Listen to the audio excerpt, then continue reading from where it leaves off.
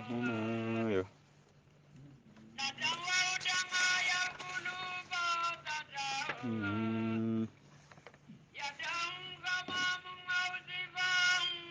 Allahumma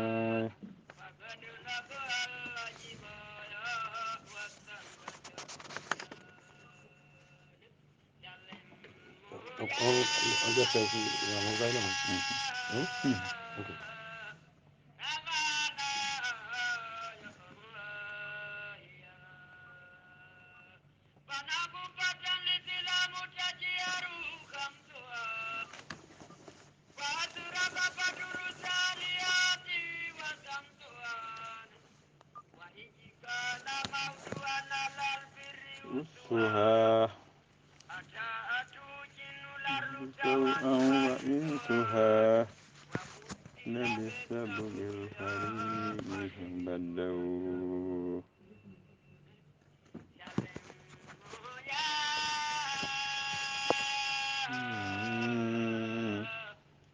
Rabbana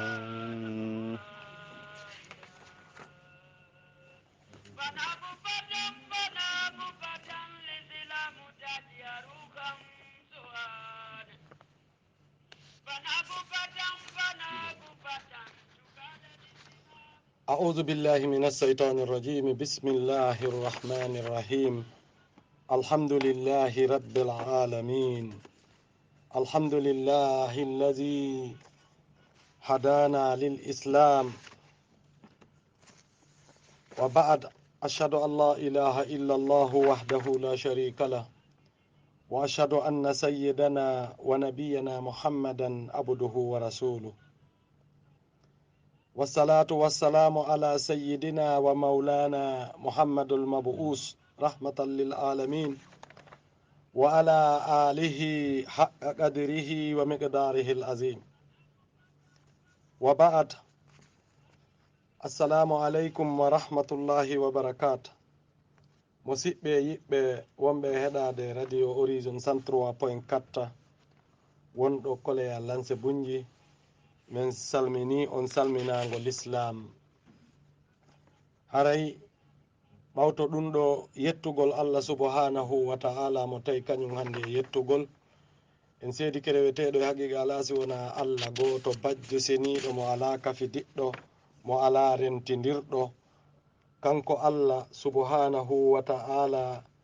mo tawi o nelani en nelaɗo makko muhammadu sallallahu alayhi wa alihi wa sallam mo tawi ko rahmatan lil alamin haray ɓawto ɗum ɗon en juuli e nelaɗo en du'anike kadi sahaba en gonɗinnoɓe nelaɗo e gurdam maɓɓe jogiti wasi e maɓɓe e ɓaawo maɓɓe ɓaawo fatagol maɓɓe ngol haray ɓawto ɗum min du'anike min weltanike monsieur boubacar yasin diallo en toriki allah subhanahu wa ta'ala yo allah yoɓɓe ko ɓuri moƴƴude e joddi ka aduna ɗo e ka lahira e batte koɓe woni e yanganade o l'islam yo allah on reenuɓe aynaɓe kamɓe jurriya maɓɓe on fo haray wano noon kadi min du'anike onon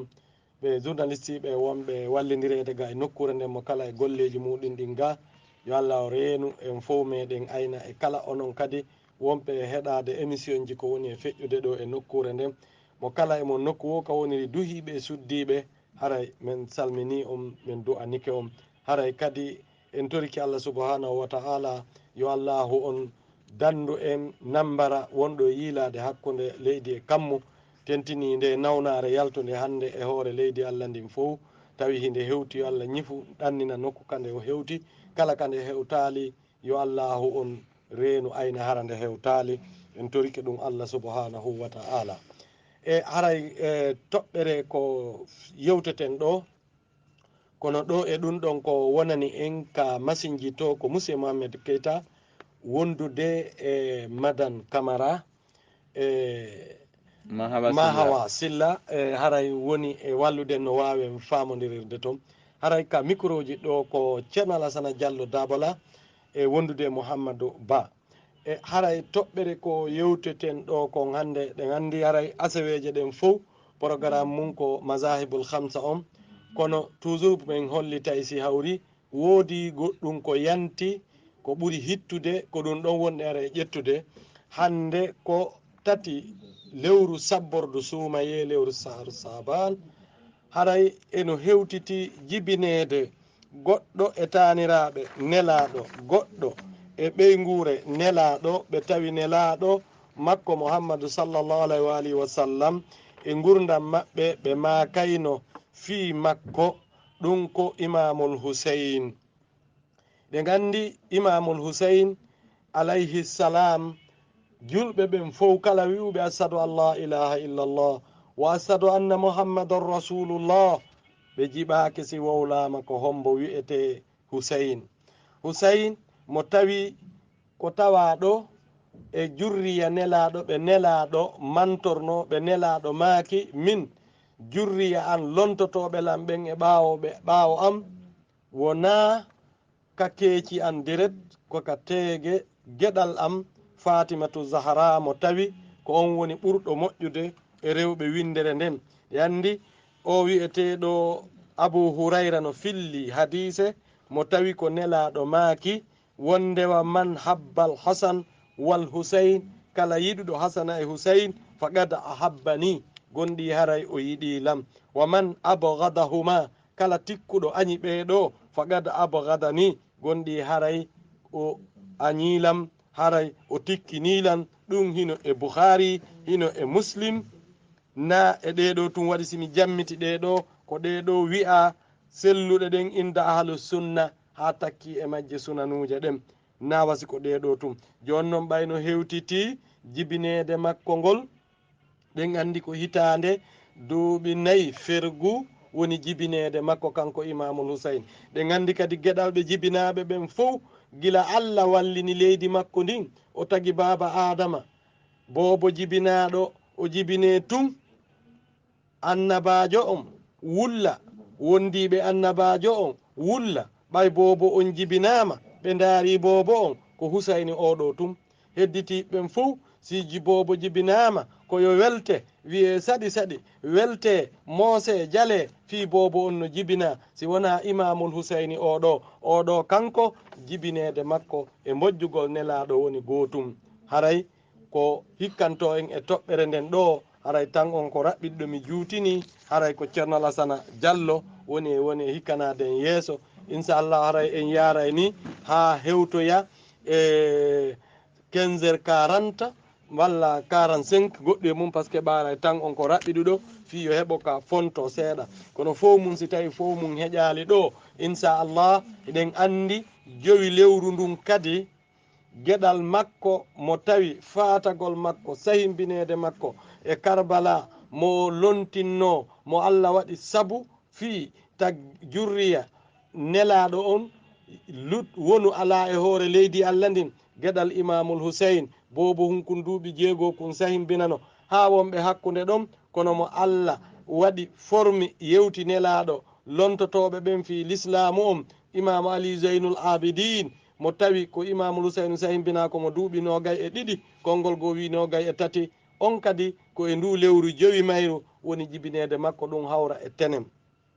joni noon inchallah si hawroyi si Allah muuyi si ko ɗum Allah newni goɗɗum go yanta e talata on en yewtoyay fi jibinede on ɗon toujours e ko bari ko raɓɓiɗi ko manki yewtaka ɗo hande fi jibinede ben makko ngol tati mayru on saati fof no wawe ñoggede ɓay tan on no juuti haray ko ɗum ɗon woni mawdu meɗen on inchallah haray e nde hitande 2020 wonɗen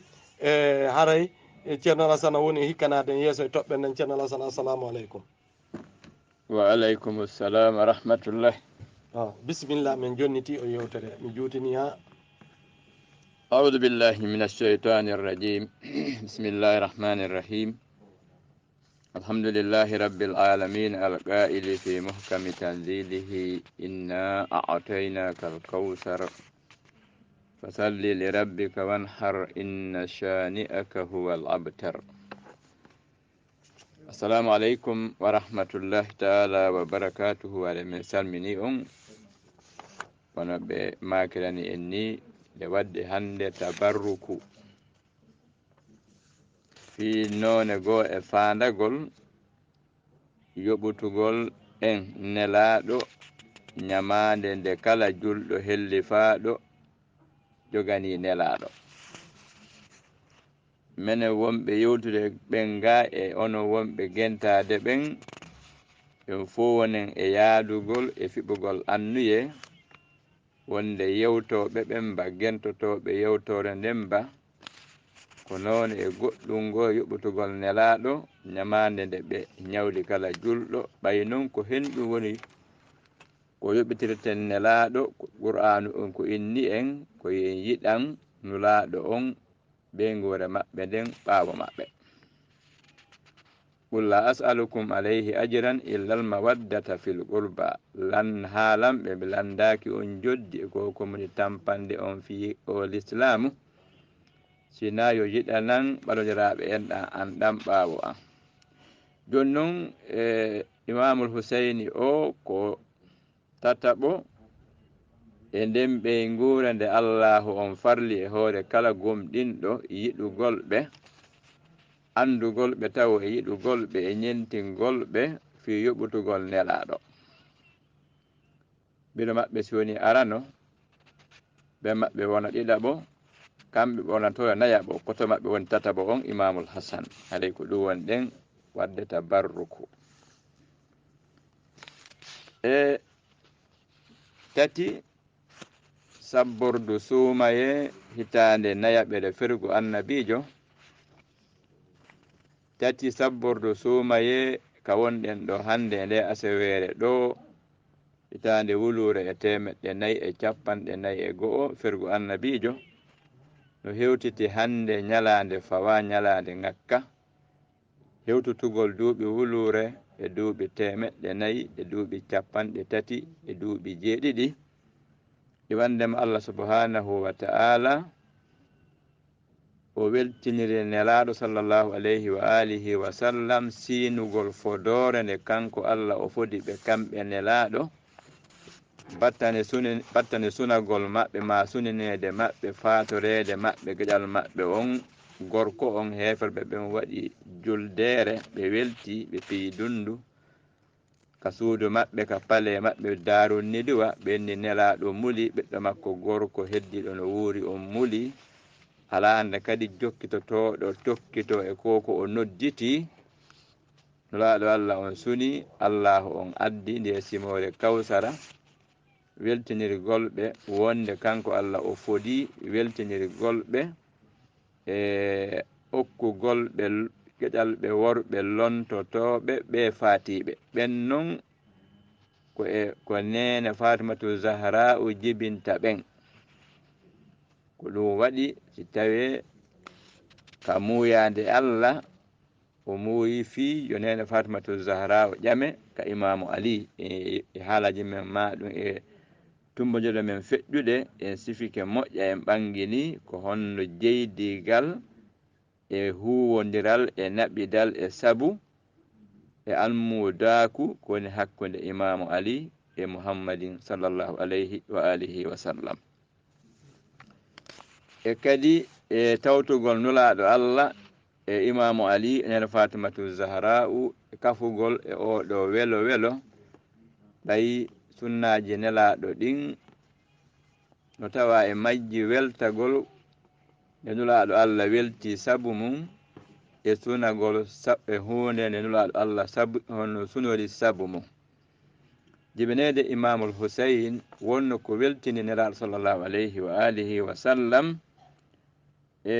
ɓe makanno geɗal maɓɓe o nene Fatimatu Zahra o mo sawuɗa ɗo si a jibinmo hara mi ala Madina haray ko neɓi mi arali wo ta muyninmo ha tuma nde mi ari wo. ɗum tawi no tawa e wonugol wundo mawɗo hino soomi e imamul Husayn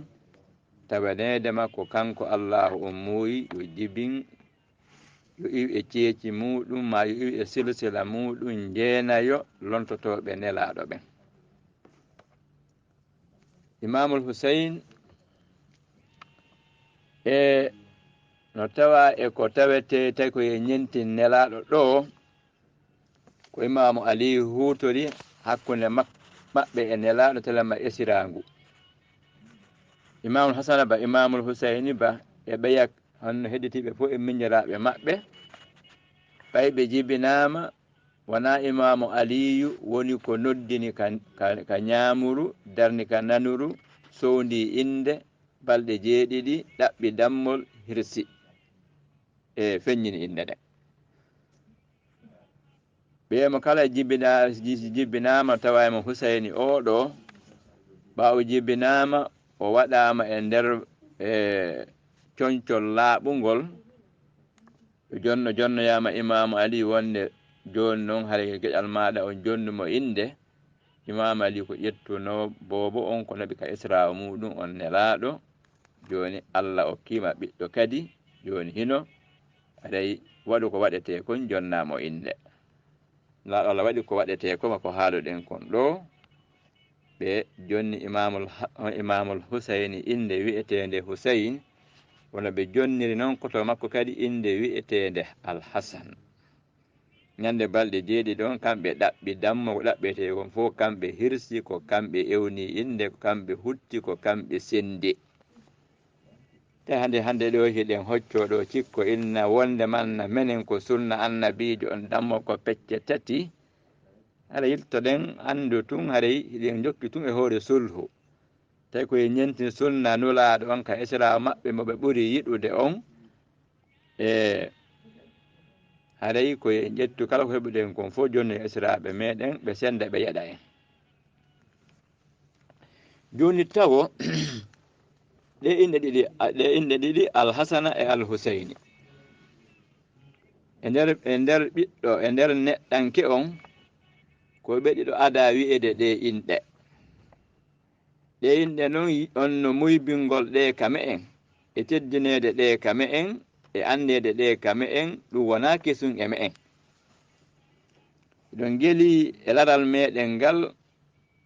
si goɗɗo on no jibinanama ɓiɓɓe ɗiɗo worɓe mana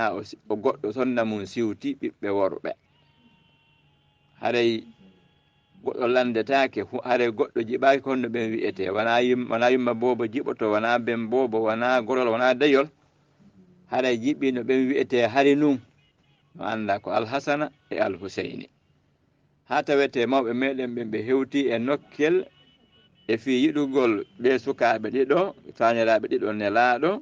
alhasana e alhusayni ha tawete tiɓe jibinanama ɓiɓɓe ɗiɗo rewɓe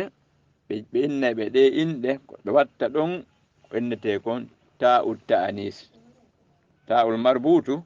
ɓe watta ɗum ɗon holli kadi wonde manna ɓe majjanoke e gandal wi'etegal ngal nahaw ɓe inna bobo hasanatu e husaynatu jono ɗon ɗe inɗe ɗiɗi ka arabu ko noon ɗe wi'ete kono ko hemɓe woni ko alhasana e alhusayni innitira ko geɗal ɓe ɗiɗo annabi haruna alayhi salam nde tawde Allah subhanahu wa ta'ala ɓay o nuri annabi Musa tawi annabi Musa hino mari ellaka ɗengal muɗum imma hono hito ngon towata ma hay ngo towi ngo laaɓata moƴƴa annabi Musa tori Allah sen ari ka simore taha no ɓangi ɗon woɗɗa hay seeɗa tawi mi fal jaali kaɓe aka annabi Musa tori Allah a waɗilan nulaɗo a fawilan golle yottingol nelal e juuɗe yimɓe satta noppiɓe ɗengal angal noon laaɓa torike man Allah firtanan finde wonde nden ka ɗengal ɗan walliralan sembinowalan e oɗo fiyake ɗum kadi hawra koto an Haruna fiyo mi sembodir e makko min wallidira e oɗo fiyake min hawta min subbo hinanoma min hawta min janto inde ma ko ɗuuɗi e jaka moɓodirgol janto inde Allah jaka ɗum ko gikku annabaɓe ɓen to annabi Musa wi'i kayno sabbihaka kasiran wa nadhkuraka kasiran e ɓay noon Allah subhanahu wa ta'ala o waɗiri noon hakkunde o jaabini du'a Musa on o wallirimo musidɗo makko on Haruna tawi si Musa ala ɗon tun ko Haruna ka duuɓi tariha inni ko Haruna hecci kono ka martaba tawi ko Musa jogi martaba annabankako e sengo dow Haruna koto makko kono so tawi tum Musa ala ɗon haray ko Haruna lontoto hatma Musa ari ɓanelaaɗo men kamɓe kadi ɓe nelama kamɓe kadi ɓe maki no sufa o du'a ɓe maki allahumma ɓe maki rabbi israli sadiri wa yassir li amri wahalul uqdatan min lisani kamɓe wattali ɗon yafugahu gawli tawde kamɓe hiɓe laaɓi ɗengal ko ɓe maki tun uqdatan min lisani oka wa yassir on rabbi sadiri yassir li amri ɓe maki waj'al li waziran min ahli aliyan akhi ɓe maki Allah newinanan yanyanan fondo an o newinana lan fiyake on waɗana lan wallowo lan sembinowo lan e o fiyake ɗum hawra e musiɗo an on ali Allah waɗi ɗum joni noon Allah okkuno annabi Haruna ɓiɓɓe ɗiɗo worɓe wi'eteɗo sabaru e wi'eteɗo Subayru sabaru e Subayru nde tawde no Haruna wa'anno no Musa ko noon kadi Aliyu kadi wa'anno nelaɗo ɗa aya Qur'anu on ari wonde manna ko Musa e Haruna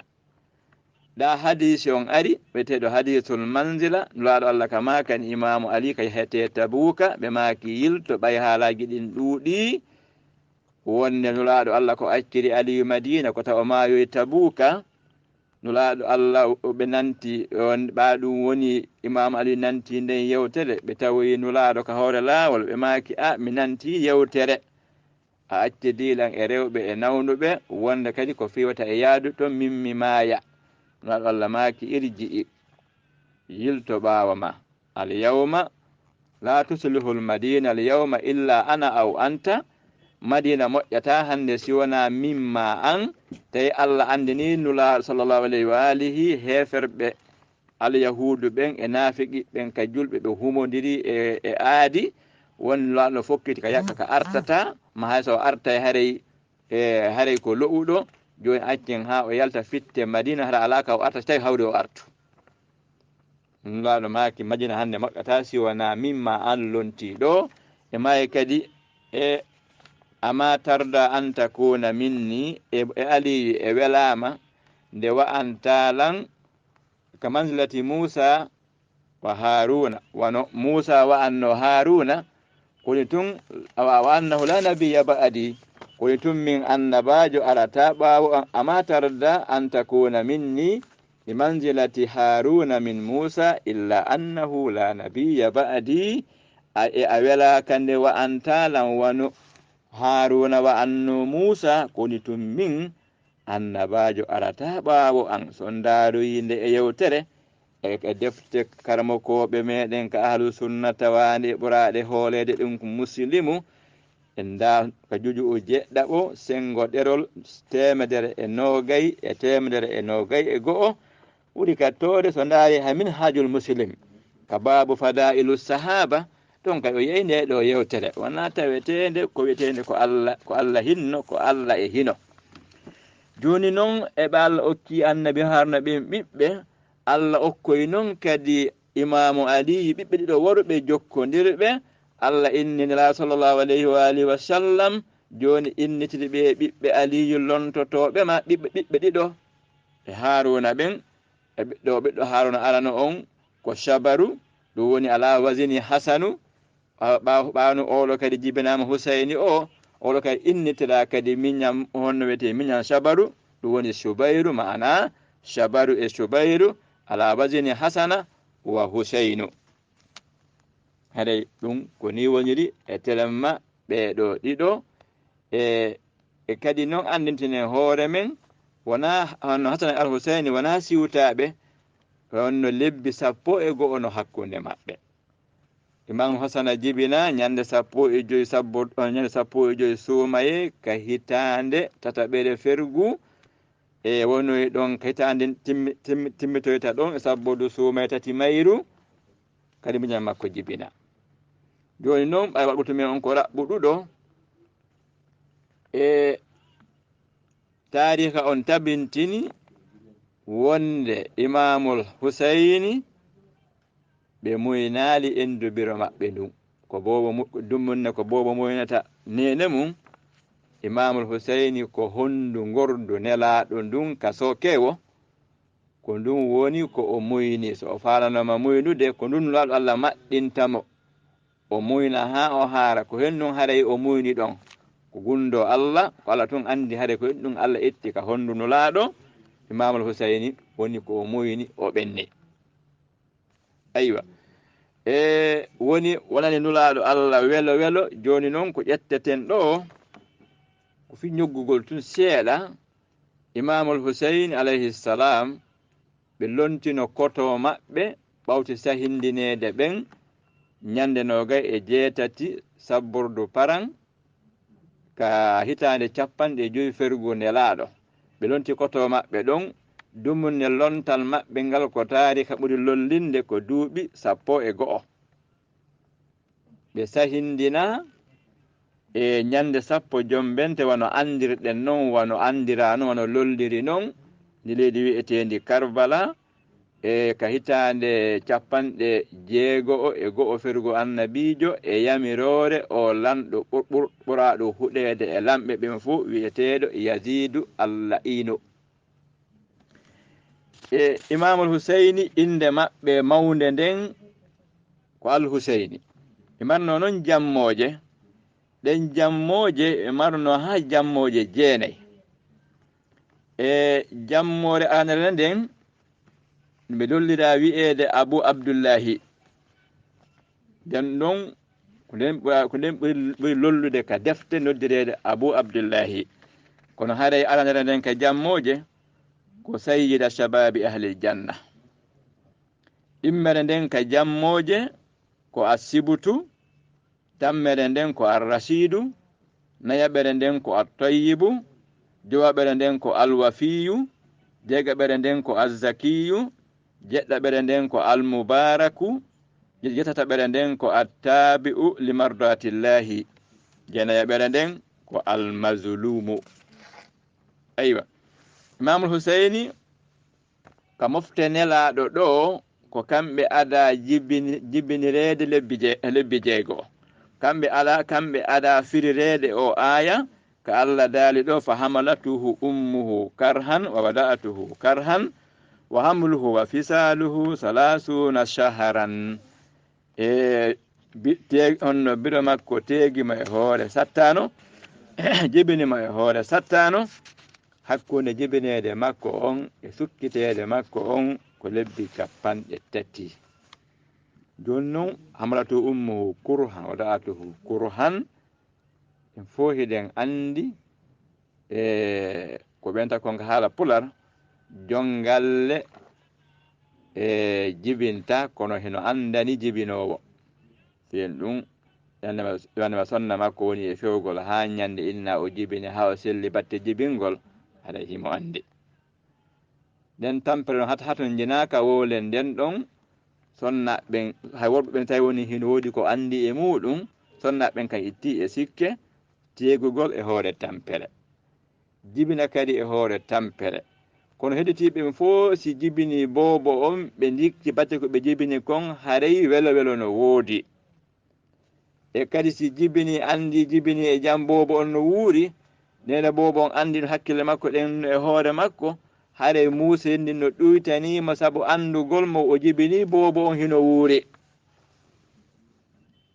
kono si wona imamul Husayni telemma nulaaɗo sallllahu alayhi wa alihi wa sallam e biro kañum imamul Husayni ene Fatimatu Zahra no ɓe makirani ni nane ɓe jibina tum ɓe bobo on ƴetta adda jonna nelaɗo nulaɗo hino wundimo hino ndaara yiɓe gonɗi ɗin no silude ka guite maɓɓe hiɓe ndaarude imamul Husayni ɓe landa fi hen ɗum e maki ko anda kon wonde Jibrila wiɓitani ɓe immode Allah subhanahu wa taala o bobo mofte bewɗe ɗen ka yimɓe bewɓe ɓen ka mofte maɓɓe waro yeymo hara ko toñaɗo hara ko ɗonɗaɗo hara ko weddiɗo e nulaɗo andi ɗum o andi ɗum ɗon haray ko hoore tampere so woni noon nulaɗo andi ɗum haray kadi sonnaji on kadi jibbin ɗon kadi wooday ko andi ɗum fini o yiben makko hino bojja e hoore bobo makko hino wuuri e ko watteten ɗo ko geɗal ɓe imamul Husayn alayhi salam. Imam Husayn ɓe ƴamono sonnaɓe arano on ko o sonnajo mo tawete iwdi muɗum ndin ko Faris. Allahu yiɗunoɓe ɓiɓɓe 10 worɓe e rewɓe. Worɓe ɓen 9 rewɓe ɓen 4. Arano on no inne Aliyul Akbar, on ko sahindinaɗo e fe bemmu. Ɗiɗaɓo on ko Aliyul Awsat, on no inne Zainul Abidin, ko on sati ɗen andintinde hoore men kadi fiji beneɗe muɗum e nder ñalade arore inchallah. Tataɓo on no inne Aliyul Asghar, on kadi ko sahindinaɗo e fe bemmum Asura. Nayaɓo no inne Abdullahi Arradi'u, on kadi ko sahindinaɗo e fe bemmuɗum. Jowaɓo on e jeegaɓo on ko Muhammadu e Ja'far, ɓen kadi fof ko sahindinaɓe e fe ben maɓɓe Karbala. Amma ka telemma rewɓe ko Sakinatu e Rababu. Bon, ka rewɓe ko Sakinatu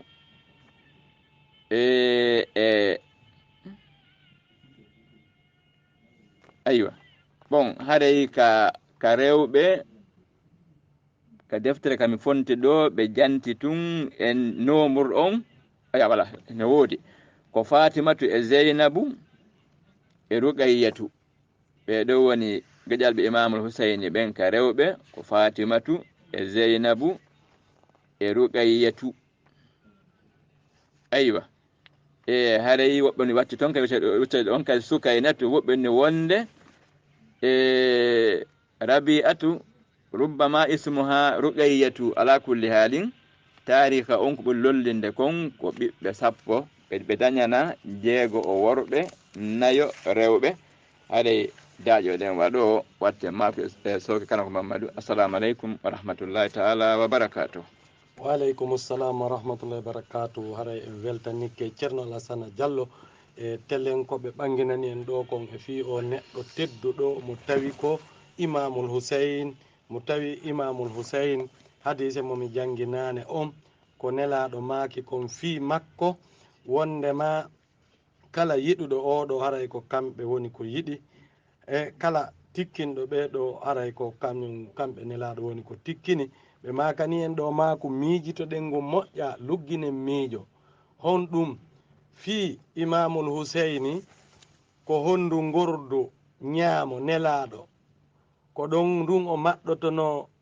o muyna, ko ɗon ɓiraɗan iwayno e honndu nelaɗo harna o boobo. Ko honɗum woni fi ɗum Allah subhanahu wa ta'ala on woni ko andi gundo ko mari e muɗum. Haray beru wa minitaji 2 tum pet ɓeyditugol ko ɓe maaki ɗo kon. O neɗɗo wi'eteɗo Ya'la bun Murrata on o yewti yewtere wo o yaltuno kanko wondude e nelaɗo. Ɓe yahi faade hiɓe nodda fi ñamete e nden tande ka ɓe ari ɗum tawi yo Husayn yal abu fi sakkatin, kanko e fayɓe hiɓe fija ɗon ko ɓe fay koye waɗata ni ɓoggol woɓɓe diwa. Tawi kanko Imamul Husayni o paykun no wondi e ɓen. Fataqaddama nabiyu sallallahu alayhi wa alihi wa sallam, nelaɗo ɓe ɓangi ɓe acciti ɗon taw fi ko ɓe nodda kon. Ɓe ari amamal qawmi, yeeso yimɓe ɓen. Wa basata yadayhi, ɓe fonti jungo maɓɓe. Fa ja'ala al khulamu yufirru ha huna wa ha huna wa yudahikuhu nabiyu sallallahu alayhi wa alihi wa sallam. Pay koye no raɗodirde diwgol ɓoggol ngol ha nelaɗo no faala hendade Imamul Husayn ha fayɓen hino jala. Ko nelaɗo woni e gerde kon no faala hendade paykunkum, kamɓe kadi ɓe moosa hatta akhazahu, ha ɓe nangi paykunkun ɗum ko Imamul Husayni. On say ɓay ɓe hendike mo. Fa ja'ala ihda yadayhi tahata zaganihi wal ukhra fi fa'asi ra'sihi fa qabbalahu wa qala Husaynun minni wa ana min Husayn, ahabba Allahu man ahabba Husaynan, Husaynun sibtun min al asbat. On say nelaɗo makko Muhammadu ɓay ɓe hendike o paykum, ɓe jogimo hiɓe moosanamo ɓe onti hunduko o boobo o paykun ɗum ko imamul huseyni yeeso ɓen fayɓe ɓe wonno e fijudude ɓe ƴetti jungo maɓɓe ngon ɓe udditi hunduko makko kom jogiti waɓɓugo leylewo ngom ngoya jungo maɓɓe jogiti waɓɓugo dow dow ngon ɓe onti hunduko makko fa gabbala hu ɓe maɗɗi hunduko makko ɓe maɗɗi ɗon hunduko maɓɓe e hunduko maɓɓe kon ɓe waɗi ka hunduko huseyni o paykum waqala ɓe maaki ɗon husaynu minni husaynu o ko immorde am min wa ana min husaynin min komi immorde husayn husayni ko immorde am min komi immorde husayn ahabballahu man ahabba husaynan ɓe maaki yo allah yiɗu kala yiɗuɗo husayn husaynun sibtum husaynu o ko taanirawo minal asbati immorde e taanira mo kala no mari taanira kono alamarɗo taanira sifa komi mari taanira an zaydi bon arqam on kadi filli qala rasulullahi sallllahu alayhi wa alihi wa sallam wondema nelaɗo ɓe maaki ɓe makanili aliyin imamu ali wa fatima e nene fatima wal hasani wal husayn e hasana e husayn ɓe maaki ana silmun liman salamtum komi hisinayɗo komi joganiɗo kisal kala joganiɗo on fi kisal wa harbul liman harabtum komi haɓowo kala haɓuɗo on komi añuɗo kala añuɗo on komi haɓowo kala haɓuɗo on joni noon nde yewtere ka sunanu ibnu maja mulu goto ka safa 32 sina ɗum yo on tigui daaroy manaqibu fadlu hasana wa husayn ma fadlu ahlal beyt o daara ɗen dame ɗon ko ni o yirata no windori na karamakojo go windi e deftere fillori ni mi daari e ndende on ɗon filli ko kayre tigi sunan ibnu maja mi fonti komi yewti ɗo kon e bouhari e muslim ko kanje tigi tigi mi fonti mi ƴetti ɗon yewtere komi yewti ɗo kon haray ɗum anditen daren ɗo noon mijitoɗen nelaɗo maɗɗi hunduko husayni kom ɓe maaki o maaku husaynu minni husayni ko immorde am min wa ana min kadi min husayn komi immorde e husayn ahabballahu man ahabba husaynan yo allah yiɗu kala yiɗuɗo husayn husaynu ko taanirawo immorde e taaniraɓe ni no woodi heeɗiɓe ɗum ɗo ɓe ko puyɓe konnon jooɗi no wowla fi anniversaire jibinede o he ko giggol waɗi ɗum ko giggol waɗi ɗum na fuy waɗi ɗum si wona fi giggol kono ko nelaɗo mako no fi seydina ali kom ɗum no sombi ɗon e gueɗal ɓe maɓɓe ɓen ɓe maaki ɗiɗo halkoto fiima yiɗuɗoma feƴƴintini e añuɗoma feƴƴintini ndaren noon añuɓe imamu ali feƴƴintini hande si a dari keɗa wowla e juulirde si a woni e henere si a woni e radio ɗa wiya imamu ali alayhissalam ma imamul huseyni alayhissalam ma imamul hasana alayhissalam ene fatimatu alayhassalam ɓe ko siyaɓe ko rafida ɓayri tun wona enen ñawidirta ko allah woni ñawowo kala ko wona e waɗede kom ko allahu on dalanin e qur'ana on alaysa llahu bi ahkamil hakimina e jooma sifora ñawitagol ñawaynoɓe jawabu on ko bala ko ñawitowo kala ko wona e wowlede kala ko woni e feƴƴude on accay haqqe inchallahu en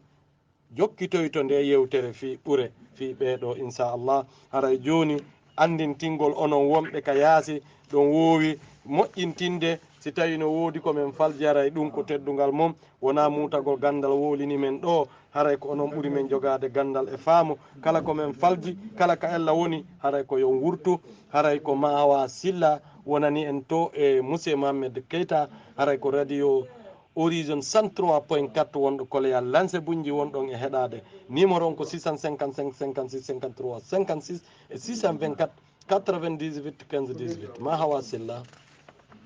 allo assalamu aleykum nam aliya ba eyo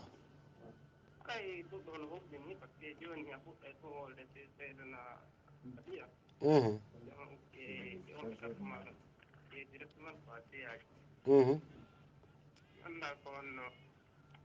non kadi woni ɓe ko ngaygu wiyete ɓen toon siyaɓe maaji ko ngaygu seydana aliya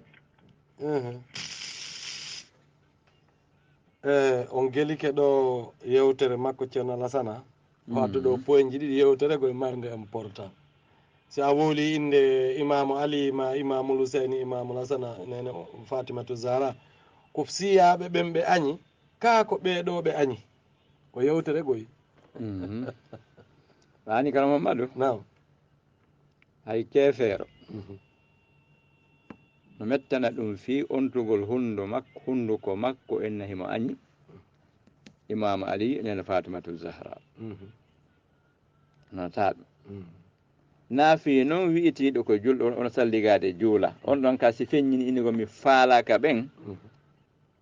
mi kaasi o wawa wuurude e hakkunde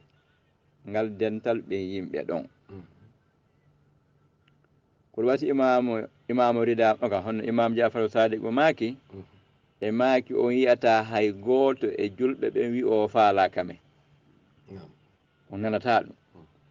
o ko honno noon andirtom e ayɓe amen ɓen ko añuɗo yiɓɓe amen ɓe o hare ko o woni ayɓe amen ɓen kala mo yiɗo no añi si'aɓe amen ɓe ma no añi ɓe yimɓe yiɗuɓe men ɓen ande ko ɓe woni añi ko ɓe woni ayɓe amen ɓen ko ɗum hare min wawi to yewtude haɗon kana Mamadou no ɗo ko gasiɗo laaɓi poy koye jama on andu hande añuɓe ɓeɓen no ɗuuɗi saabu ka wuluɗa inde ɓeɗo tentini si a wi imamu kisan hara hiɓe wiide ko si ajo joni ɗen wawi darde si tawi woɓɓe no ka lawol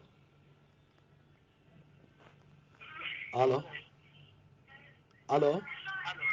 assalamu aleykum assalamu aleykum waaleykum salam Cheikh Oumar ɗon e jam naam make ko faala ɗon yo amina ko ɗum wurama tigui wuuli wondema yolbima gama ɓe jettotoɓe kala yewtere ɓe ƴetta kam ko ɓuuri e moƴƴude naam no ɓurlamma inde seeɗa no woodi hande yewtayɓe haalaji ha tawata yimɓe interdire ɗi yimɓe ɓen yiɗi haɗude yimɓe ɓe moƴƴireji kaɓe heɓayno faguna anda kam ɓen nawta yelɗo tiya a waɗani heni ɗum noon mi ƴettoto ko sewaɗe ɗo docteur lameɗe waɗi émission familia o e tawi man jooɗode mawɓe ɓe jemti yewtere nde hande gati ɓe a oɗo yewti yewtere molonande fotnde laɓande yaade nde dali e après goɗɗo innime yeede yiyaɓe ni ɗiɗande ɓe ɗiwonde ɓe waddini radio ɓenni o hande kadi ɓe jentata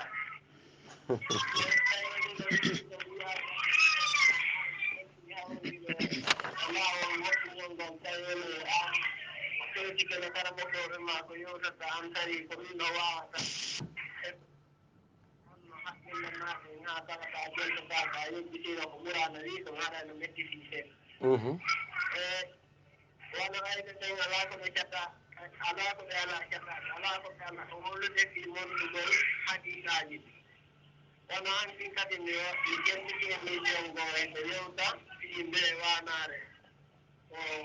ɗum salama yani wosi fi muɗum ɓe inni ɗon ɓe yewti ɓe après ɓe yewti ha ɓe gayni tawi ɓe yewti fi ɓuure nene ummo salama après ɓe inni kadi wondema wo gonno waɗi jama no tennidirɗe ɓe guure nden e sahabaɓe ɓe kamɓe tigi ɓe indi wodon harayɓe wonɓe wadde ɗum ko majjiɗa yani dowoɗi kala koɓe faala ɗum tigi mi landiɓe mi inniɓe onon tigi ɗo so hakkili yewtere monɗen so hakkilani fu o fenna e hoore mo tawi woɗi aɗa tigi noddiɓen tan yimmi leyɗa kamɓe yo wofte pilati ɗum haray ko nelaɗo tawɗiɗiɗi ɗon onno hara ko Allah yamiraɓe haray ko kamɓe tigi ɓe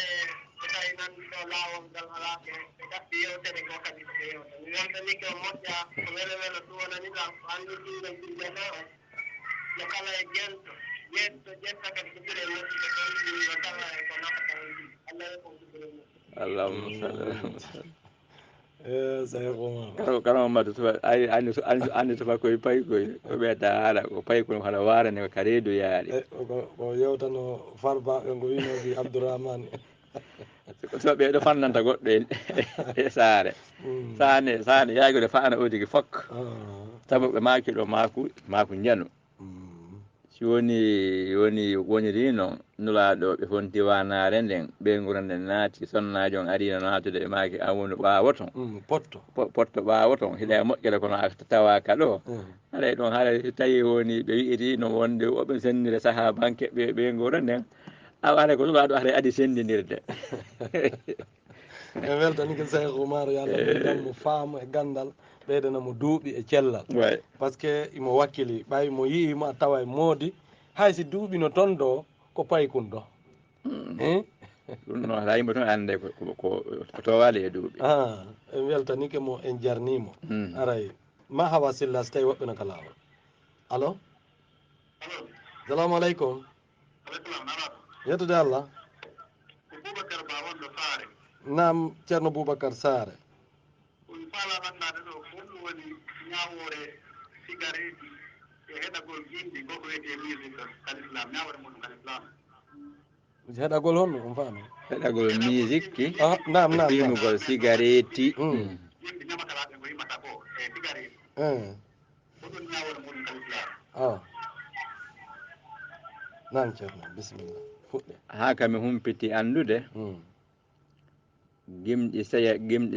sayatinuɗi gimɗi pooɗayɗi haqqille bano adama naɓira e geddi e itta haqqille ɗen e andutogol fi Allah e rewgol Allah ɓako ɗin ɗon gimi kadi goy wona gimi ɗin fof gimi taweteɗi addanay bano adama needi yeƴƴintinaymo e fi andugol Allah e rewgol Allah ɗin gimɗi ɗon ko ɗinno Allah maki inna mina shi'iri la hikmatun tawa gimi ɗin hikma joni noon gimɗi sayatinu ɗin ɗon ko ruhu on woni ñawinde cigarette on ñawina ɓernde nden e joppe ɗen aɗa mbiɗa wawi yewtude haɗon kana fom ok ɗo tigui on gayni makude ceerno Alassane fiitelen ka gimɗi on gayni e andi suratu su'ara'i ko simore nde no jangge fi yimoɓe joni noon on gayni makude gimi ɗin ko ɗiɗi ko gimɗi tawata ko jonnayɗi doole ko jonnayɗi softande jonnayɗi wakkilare kurasayɗi goɗɗo o andi ay fewnu ko jihadiji ɗin waɗete hara ko mawɓe men ga o andi farbaɓe ɓenno toon iwtiraynoɓe ɓawo maɓɓe hiɓe haɓidude e heferɓe ɓen ɓe adda gimɗi jonnayɗi ɓe cuucal kan Mamadou yo jaɓana gokkunni ɗon mantugol wakkiliɗo ka hana mantede jag ɗum si tawi woniri noon haaray ko sayidna Abdoulaye Djibrilu e Mika'ilu adi mantude wakkiliɗo fewno ka o hana mantede ka Uhudi yaha nde ɓe yino golle Imam Ali ɗen henno yeeso hefreɓe ɓen fi defandugol nelaɗo woni ɓe haaduno ɗon waɗa ɗon gimol la fata illa aliyun wala sayfu illa zulfigari ko malaika ɓen maki on mako manti Imamu Ali wakkilinimo tawde himo wakkili no ɓuttimo suusinde onde sagata alajina Ali kafa ala waka honno wette zulfigari ok joni ɗo ka raɓɓininde en andi ko ɓeɗo woni dernier kadi auditeur par ce que radio ko leere haray e telen ɗon ko ha ɗon wonɗen e yewtude gimɗi ɗin ko ɗiɗi ko softinayɗi weltina suusina e toon ittayɗi aaden yankinare goɗɗo ɓerde mum no jiiɓino heɗo musique tun o arta e bonɗi ɗin ɗin ɗon ko harmude heɗagol musique on tawa koko yaltinta goɗɗo e ɗoftare Allah ɗum ɗon koko harme kadi ko ɗum dimbata on andi aya gono ka qur'ana ko wi seytanuji ɗin ta uzzuhum azza hiɗi yeƴaɓe yeƴugol ɗum ala sina telen aɗo faɗɗaɗo kaka gami ta uzzuhum azza joni miɗo mito ɗo aya mi anda ka taha walla ka suratu mariama goɗɗo e mum ha on woni o kañum noon haray ɗon en gayni ɗon ka o yewtiɗa cigarette on ɗum noon gayni koko jonnata nawnare kara noon ko lorri koko harme nelaɗo ma kiila dirara wala dirara lorrugol hoore mum no harme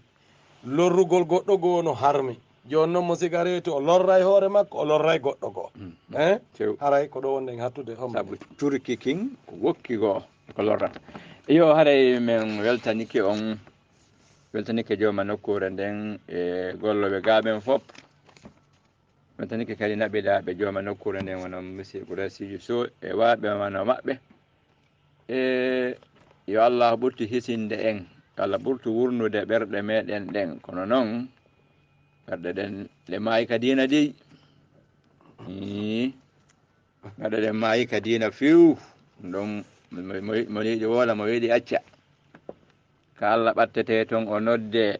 toon woɗama tikkere makko nden no e hoore me en e machallah alyahudi annasara jembina ɗo huwaki taw huwaki few yo Allah sortu el sengole nambara yo Allah wurnitir ɓerɗe meɗen ɗen e andal e faamu e limanu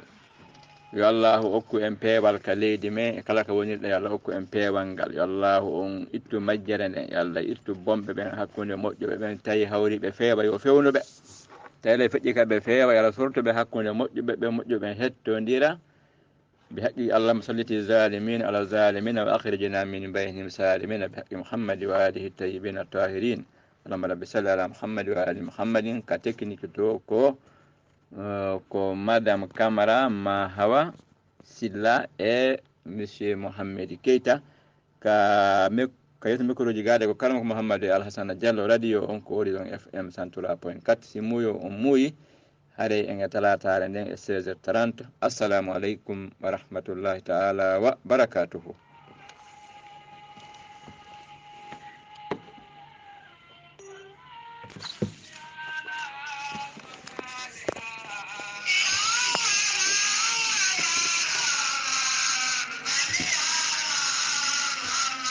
kana foto wawi wade foto